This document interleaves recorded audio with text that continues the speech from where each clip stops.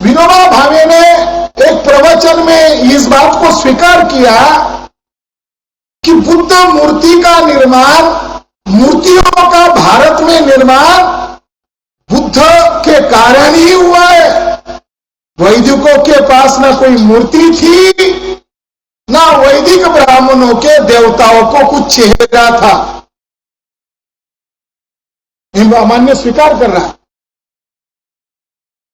जब तुम मान्य कर रहे हो कि भारत में मूर्ति का निर्माण बुद्ध से शुरू हुआ और ब्राह्मणों के पास कोई मूर्ति ही नहीं थी, तो वहां पर बोर्ड लगाया हुआ है वहां पवनार में कि यहां राम और लक्ष्मण की भेंट हुई ऐसी मूर्ति है। राम और लक्ष्मण कैसे आए? तो वही बात उसने निजी खत में मान्य की थी कि सत्य शोधक आंदोलन के लोग ब्राह्मणवाद को सिरे से नकार रहे हैं। तो अगर सत्य शोधक आंदोलन को विदर्भ में, महाराष्ट्र में खत्म करना है तो हमें काल्पनिक बातों को तवज्जो देना होगा। ऐसा खुद विनोबा भावे ने लिखा, मान्य किया।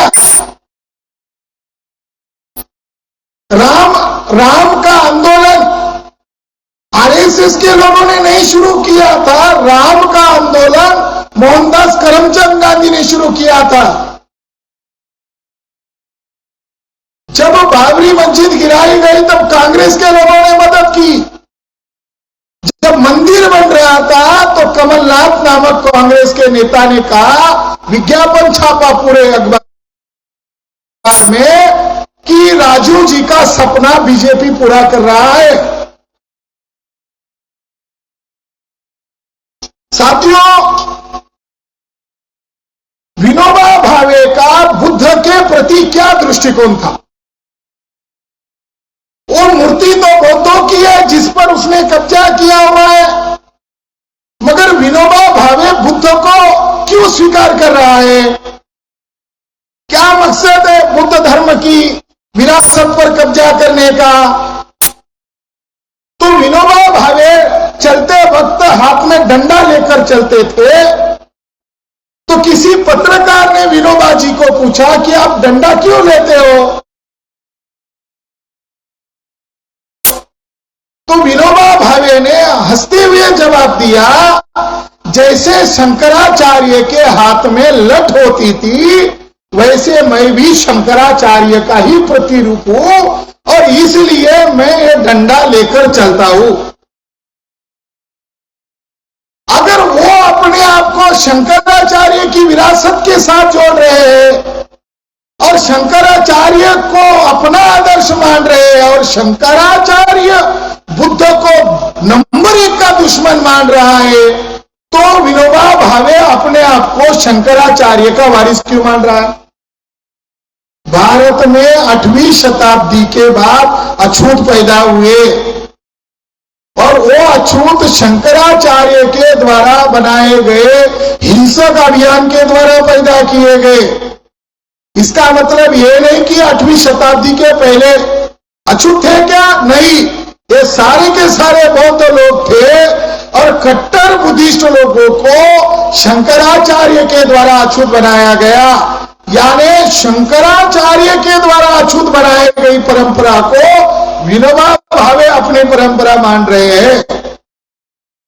उसके लिटरेचर में और एक सवाल उसको पूछा गया। उसकी कोई चेली थी कुसुम देशपांडे, वो भी ब्राह्मण थी।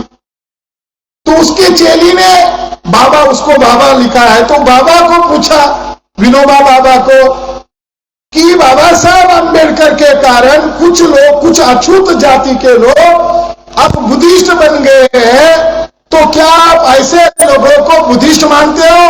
क्या ऐसे लोगों को आप बौद्ध मानते हो? तो विनोबा भावे ने जवाब दिया, मैं उनको बौद्ध नहीं मानता, मैं उनको अछूत ही मानता हूं। बाबा साहब अंबेडकर होते तो उसको दूसरा जवाब देते, जैसा नागपुर में दिया। 1958 में विनोबा भावे औरंगाबाद गया। अटेंशन, उसका दृष्टिकोण ये पता चलता है कि विदर्भ में बाबा साहब अंबेडकर ने जो धम्म दीक्षा 14 अक्टूबर 1956 को दिया, उसको ध्यान में रखकर वो बौद्ध धर्म के खिलाफ और ब्राह्मणेतर आंदोलन के खिलाफ षड्यंत्र कर रहा ये गांधी का चेला था। बौद्ध धर्म के बारे में विनोबा भावे की राय क्या थी? तो विनोबा भावे की राय में उनके शब्दों में बताना चाहता हूं, क्योंकि कल यह आंदोलन विशाल आंदोलन होगा। जब ये जानकारी लोगों को जाएगी, लोगों को पता चलेगा कि ये हमारा बौद्ध स्थल है और जिसके ऊपर बौद्ध धर्म का विरोधी आदमी का कब्जा है, तो ये जानकारी फैल जाएगी। कल एक बड़ा विशाल आंदोलन होगा। तो विनोबा भावे की बुद्ध को लेकर क्या राय थी, मैं उसके ही शब्द में बताना चाहता हूं, ताकि हमारे लोगों को इस बात का एहसास हो जाए ये इतना कट्टर विरोधी आदमी था बुद्ध को लेकर, बौद्ध धर्म को लेकर। तो उस बुद्ध की विरासत पर ये विरोधी रहा दुश्मन का कब्जा क्यों है? ये कब्जा जल्द से जल्द हटना चाहिए, ये भावना लोगों के मन में होनी चाहिए। इसलिए जानकारी के तौर पर मैं भावे क्या कह रहा, बुद्ध को और बौद्ध भिक्षुओं को, या बौद्ध भिक्षु भी है, उनको किस रूप से गालियां दे रहा है। उनको लग रहा था कि ये साहित्य शायद ब्राह्मण लोग ही पढ़ेंगे और ये लोग नहीं पढ़ेंगे। हमारी नजर ज्यादा हमारे दुश्मनों पर है, उनके साहित्य पर है, उनके षड्यंत्र पर है। उसको सवाल पूछा गया, बीच के जमाने में भारत बुद्ध को भूल गया था, यानी संदर्भ बाबा साहब अंबेडकर का। शंकराचार्य ने पंचायतन स्थापित किया, तो फिर बुद्ध को वे क्यों भूले? सनातनियों का कहना है कि हमने बुद्ध को देश निकाल कर भगा दिया, क्या यह बड़ी गलती नहीं हुई? ऐसा उसको सवाल। विनोबा जी ने इस शब्द में जवाब देते हुए कहा, यह है विनोबा के सनिधि में कुसुम देशपांडे, पेज नंबर 400 और 401। विनोबा जी कहते हैं, धर्म के दो भाग होते, एक आचरण और दूसरा तत्वज्ञ। जहां वह आचरण का ताल्लुक है, बौद्धों का आचरण 1000 साल बहुत ही अच्छा रहा। वे दुनिया भर में फैले, प्रचार किया, लेकिन उसके बाद भिक्षु समाज के आचरण में गिरावट आ गई और भ्रष्टाचार शुरू हुआ।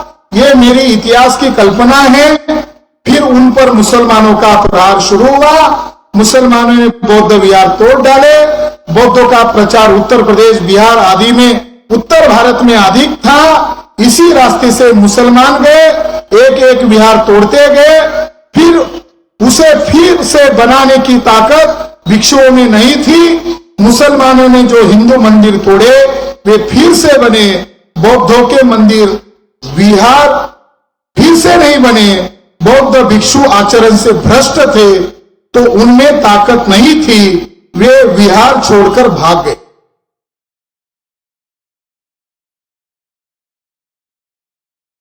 यानी विनोबा भावे कह रहा है कि अगर मुसलमानों ने मंदिर भी तोड़े, विहार भी तोड़े, तो मंदिर क्यों बनाए फिर से? तो कह रहा है कि ब्राह्मणों का आचरण शुद्ध आचरण था और बौद्ध भिक्षु और भिक्षुणियों का आचरण सही नहीं था। यानी बौद्ध भिक्षु और भिक्षुणियों के चरित्र पर उंगली उठाने का काम इस विनोबा भावे ने किया। आगे वो गर्व से कह रहा है, इस किताब में वो उसका इंटरव्यू वो अपने गर्व से कह रहा है कि हम ब्राह्मणों ने, खासकर कि शंकराचार्य ने बौद्ध धर्म को पूर्णता निकाल लिया और उसकी विचारधारा को हिंदू धर्म के नाम से हमने स्थापित किया। मगर इसको समन्वय तंत्र वो कहता है। जो विनोबा भावे कह रहा है इसमें सच्चाई है क्या? यानी उसका दृष्टिकोण सही नहीं है। जो बुद्ध धर्म को गाली दे रहा है, जो बौद्ध भिक्षु और भिक्खुनियों को गाली दे रहा है, जो बौद्ध धर्म के खिलाफ खुलेआम चुनौती देकर बोल रहा है। तो क्या ऐसे ब्राह्मण के कब्जे में वो विहार या वो बुद्ध मूर्ति रहनी चाहिए? मेरा आप लोगों को सवाल है, क्या जो खुद बुद्ध धर्म के खिलाफ है, वो अनाप शनाप बुद्ध धर्म के खिलाफ बोलता रहा जिंदगी भर, उस बुद्ध की मूर्तियां और बौद्ध विहार आज उस विनोबा भावे के नाम पर जो आश्रम है, क्या वो बुद्ध विहार और बुद्ध मूर्ति उन ब्राह्मणों के कब्जे से रिहा करना चाहिए या उसके पास रखना चाहिए? क्या इसका जवाब? शांकर भाष्य नामक एक ग्रंथ है, शंकराचार्य के हिंसा का लिखित दस्तावेज है। इतिहासकार इस ग्रंथ को आधार बनाकर एग्री किया कि शंकराचार्य के द्वारा बहुत बड़ा हिंसा अभियान हुआ। तो शंकराचार्य शांकर भाष्य में यह लिखा हुआ है कि बौद्ध भिक्खु इतने विद्वान थे, बौद्धों की अपनी खुद की भाषा थी, हम ब्राह्मणों को उनकी लिपि नहीं आती थी, तो हमने वेशांतर किया, झूठ नाम धारण किया, हम बौद्ध भिक्खुओं को गुरु बनाया, उनसे हमने भाषा सीखी, उनसे हमने बौद्ध तत्वज्ञान सीखा। ऐसे भिक्खु होते थे जिनके सामने राजा झुकते थे, ऐसे तत्वज्ञानी होते थे।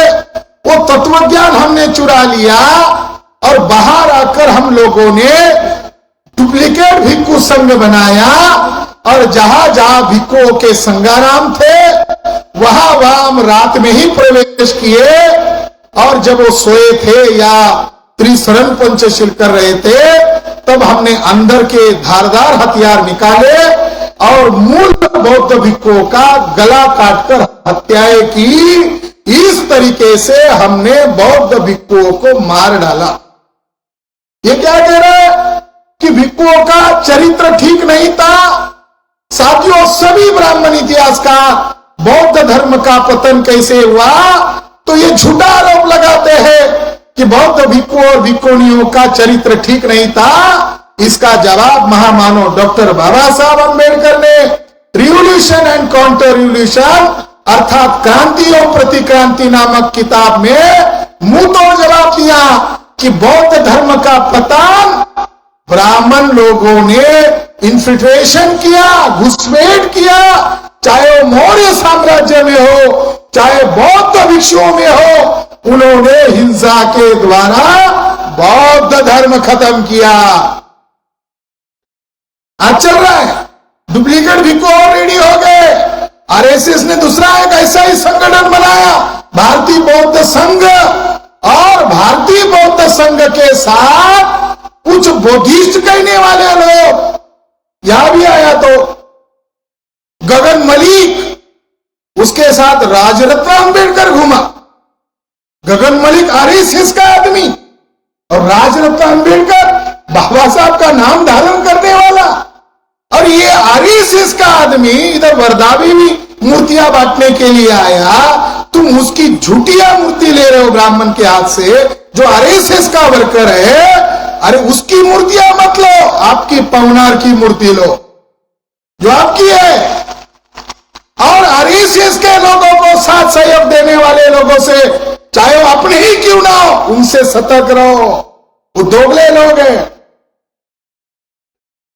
तो बाबा साहब अम्बेडकर का दृष्टिकोण ये बता रहा है, और विनोबा भावे बौद्ध धर्म पर खुला हमला कर रहा है।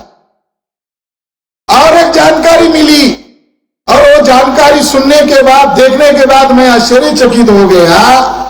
आरएसएस के ऊपर 2 बार पाबंदी लगाई थी, एक गांधी हत्या के बाद और इमरजेंसी के समय में।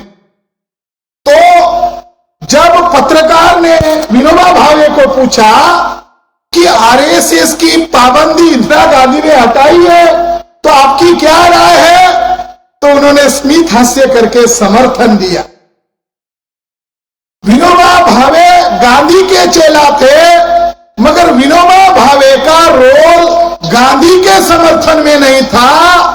विनोबा भावे जानते थे गांधी बनिया थे, और वो खुद ब्राह्मण था, तो गांधी जी की हत्या करने में जिन आरएसएस लोगों का साथ सहयोग था, जानकारी ये मिल रही है विनोबा भावे का भी गांधी जी की हत्या करने वाले ब्राह्मणों का खुलकर समर्थन था।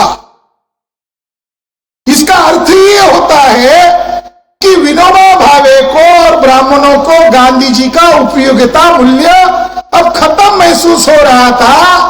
ब्राह्मणों को देश पर कब्जा करने के लिए बनिया गांधी ने मदद किया था, और जब गांधी जी की हत्या हुई तब ये गांधी का चेला जिसका नाम है विनोबा भावे, ये विनोबा भावे आरएसएस के समर्थन में था। उसके रिकॉर्ड, उसके दस्तावेज ये पता चल रहे हैं। ब्राह्मण किसी का नहीं होता है, बनिया को मार दिया किसी का नहीं हो सकता। साथियों, यही कुसुम देशपांडे के ग्रंथ में ये जानकारी मिली। मैं आपको ये क्यों बता रहा हूं? अब हमें लगेगा गांधी और भावे ये कांग्रेसी लोग हैं और हमारी लड़ाई खुलेआम अब कांग्रेस के खिलाफ आज से शुरू हो जाएगी। मगर याद रखो, हमारी लड़ाई विनोबा भावे के खिलाफ, उसके इलीगल आश्रम के खिलाफ शुरू हो जाएगी, मगर इसको सपोर्ट करने का काम मोहन भागवत करेगा। तो हमारी लड़ाई कांग्रेस के ब्राह्मणों के साथ भी नहीं रहेगी। हमारे लिए दोनों दुश्मन इकट्ठा हो जाएंगे। इसकी जानकारी इसके दस्तावेज से हमें मिली। गोलवलकर के मृत्यु के पश्चात, इसके अंदर लिखा हुआ है, बोलकर माधव गोलवलकर के मृत्यु के पश्चात आरएसएस के प्रमुख लोग विनोबा भावे के पास गए और उसको प्रस्ताव रखा, विनोबा जी अब आप आरएसएस के सरसंघ चालक बनो। देखो, बहुत आश्चर्यजनक जानकारी ये है, ये तो गांधी का चेला था, माधव गोलवलकर मर गया था। माधव गोलवलकर मरने के बाद आरएसएस के नागपुर के लोग विनोबा भावे के पास गए और विनोबा भावे को कहा कि अब गोलवलकर गुरुजी चले गए हैं, आप आरएसएस के अब सरसंघ चालक बनो। तो भावे ने कहा, मैं तो आपका ही हूं, जरूरी क्या है सरसंघ चालक बनूं? ये दो एक है। ये गांधी आश्रम और विनोबा भावे का आश्रम नहीं है, ये आरएसएस का सेकंड मुख्यालय है। आरएसएस को मजबूत करने के काम इन्हीं लोगों ने किया। और जो आरएसएस के समर्थन में जो जानकारी उसने लिखी है, वो जानकारी भी बहुत महत्वपूर्ण है। मैं आपको ये जानकारी आपके सामने प्रस्तुत करना चाहता हूं। क्या लिखा उसमें? उसने लिखा कि ये जो गोलवलकर गुरुजी है, ये हमारे लिए वंदनीय है और वे सच्चे भारतीय है और उन्होंने देश का बहुत बड़ा काम किया, संघ ने भी बहुत बड़ा काम किया, ऐसा उन्होंने खुलकर लिखा। तो ये दस्तावेज अपने आप प्रूव करते हैं। कांग्रेस आज खुले तौर पर भले ही बोलती हो कि हम आरएसएस के खिलाफ है, मगर कांग्रेस और आरएसएस एक ही है, बल्कि कांग्रेस ने ही आरएसएस को पैदा किया। डॉक्टर केशव बलिराम हेडगेवार, जानवर का डॉक्टर के लोग बोल रहे हैं, हमारा भी हिंदुत्व है, केवल आरएसएस का हिंदुत्व नहीं है, हमारा भी हिंदुत्व है। हमारे एससी एसटी के लोगों को लग रहा है कि मोदी को राहुल बाबा टक्कर दे रहा है, गलत है। दोनों दावा कर रहे हैं हम दोनों हिंदुत्ववादी हैं और हिंदुत्ववाद ब्राह्मणवाद को मजबूत करने का एक डुप्लीकेट साधन है। इसलिए साथियों, हमें इन बदमाश षड्यंत्रकारी ब्राह्मणों की विचारधारा के खिलाफ लड़ना होगा। और यहां जो बौद्ध विहार है पवनार में, इसको मुक्त करना होगा और इसके लिए बड़े आंदोलन की तैयारी करनी होगी। ये जो समाज सम्मेलन हम कर रहे सभा सम्मेलन लोगों के दिल दिमाग पहले तैयार कर रहे हैं। पहले दिमाग से तैयार हो जाओ, दिमाग तैयार हो जाएगा तो फिर गांव गांव जाएंगे, गांव गांव में लोगों को समझाएंगे, संगठन बनाएंगे और संगठन बनाकर बड़ी रणनीति के साथ बड़ी लड़ाई लड़ेंगे। तो पवनार भी दुश्मनों के कब्जे में, बंटी जी बता रहे थे, पवनी भी बुद्धिस्टों के कब्जे में होने के बजाय जहां सम्राट अशोक आए थे भंडारा डिस्ट्रिक्ट में 3 बड़े स्तूप है। एक स्तूप के ऊपर मंदिर बना है जिसको जगन्नाथ टेम्पल कहते हैं, ब्राह्मणों ने कब्जा किया है। और वो स्तूप इतना बड़ा है जैसा सांची का स्तूप हो, और उसके गेट के कमान, उसके प्रवेश द्वार के डिजाइन वाले पत्थर, उसके ऊपर दान देने वाले उपासक उपासिकों के नाम वो पत्थर ऐसे ही पड़े हुए बेवारस, उसको कोई भी उठा कर ले जा सकता है, उसकी कोई गारंटी नहीं है। और भारतीय पुरातत्व विभाग क्या कर रहा है? मक्खी मार रहा है। भारतीय पुरातत्व विभाग क्या कर रहा है? इस सभा को हमने नाम क्या दिया? भारतीय पुरातत्व विभाग श्रद्धांजलि सभा। आज हम शोक प्रकट करने आए हैं। और किसके बारे में? भारतीय पुरातत्व विभाग। यह सेंट्रल ऑफिस है नागपुर में, पौनी के ऊपर ब्राह्मणों का कब्जा। 2500 साल पुराना बुद्ध का स्तूप है नागपुर जिले में, एडम स्तूप जिसको कहते हैं। नागपुर से 40 किलोमीटर अंतर पर बुद्ध के समय का बुद्ध स्तूप, यानी इतना प्राचीन स्तूप आपके विदर्भ नागपुर में। उसके ऊपर एक आदमी किसानी हल चला रहा है और हर साल हम आंदोलन कर रहे हैं। कलेक्टर हाथ ऊपर करता है, भारतीय पुरातत्व वाले कहते हम तो लेना चाहते हैं मगर कलेक्टर हमको दे नहीं रहे। वहां का पालक मंत्री नितिन राउत था, नितिन राउत नागपुर का पालक मंत्री था। वो अगर लेटर दे देते तो बुद्ध विहार और बुद्ध स्तूप बच जाता, कांग्रेस नाराज ना हो जाए। एक बार राउत साहब ने कहा था ब्राह्मण विदेशी है, तो कांग्रेस वालों ने उनको कान पकड़वा कर सॉरी कहने को कहा था। उनको लगा मैं बुद्ध का वकालत करूंगा तो अगली बार टिकट भी नहीं मिलेगा और जीतकर भी नहीं आऊंगा। नितिन राउत के कारण 2500 साल का जो बड़ा बुद्ध स्तूप है वो उसके ऊपर आज ब्राह्मण लोग हल चला रहे। कलेक्टर को मोहन भागवत ऑर्डर दे रहा है इसको मत बचाओ।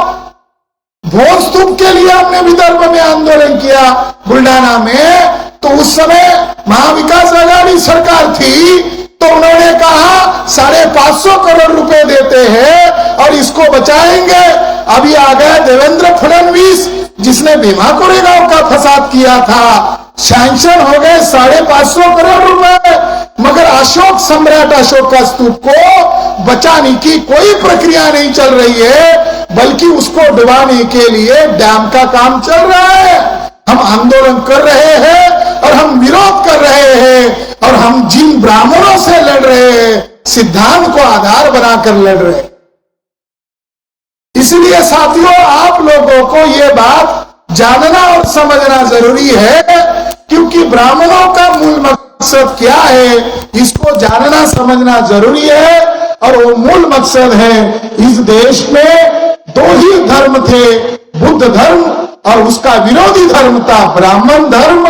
और ब्राह्मण धर्म और बुद्ध धर्म का बहुत बड़ी लड़ाई इतिहास में हुई। यह लड़ाई बाबा साहब अंबेडकर ने बौद्ध धर्म को पुनर्जीवन करके फिर से शुरू कर दी है। ब्राह्मण लोग बौद्धों का नाम आना ही नहीं चाहिए, इसलिए उन मंदिरों पर दावा कर रहे हैं या उन मस्जिदों पर दावा कर रहे हैं जिस मंदिर के नीचे संग्राम है, जिस मस्जिद के नीचे महान बुद्ध के अस्थियों के कलश है और उसके ऊपर स्तूप खड़े हैं। अयोध्या तो ब्राह्मण मोहन भागवत ने कब्जा किया, अब काशी मथुरा पर कब्जा कर रहे हैं और हमें लड़ाई बहुत बड़ी लड़नी है। इसके लिए आप लोगों को विदर्भ में ये बचाने के लिए प्रण लेना होगा, संकल्प लेना होगा और बौद्ध विरासत को बचाने के लिए रात दिन काम करना होगा। आज मुझे बहुत खुशी हुई कि एक युवा भंते ने यहाँ आकर हमारे इस आंदोलन का खुलकर समर्थन दिया। बहुत सारे भिक्खु हमारी आलोचना करते हैं, भंते जी, बहुत सारे भिक्खु हमारी आलोचना करते हैं। हमने उन भिक्खुओं को मिले, उनको पूछा, भंती जी आप हमारे खिलाफ क्यों बोलते हो? तो भंती जी ने जवाब दिया कि आप हमारे भिक्षु संघ के खिलाफ बोलते हो। हमने पूछा, भंती जी आपका कौन सा भिक्षु संघ है? तो उन्होंने कहा अखिल भारतीय बौद्ध भिक्षु संघ, ये हमारा भिक्षुओं का संगठन है, आप उसके खिलाफ बोलते हो। तो हमने उनको कहा हम उनके खिलाफ बोलते हैं, इसका आपके पास कोई सबूत है?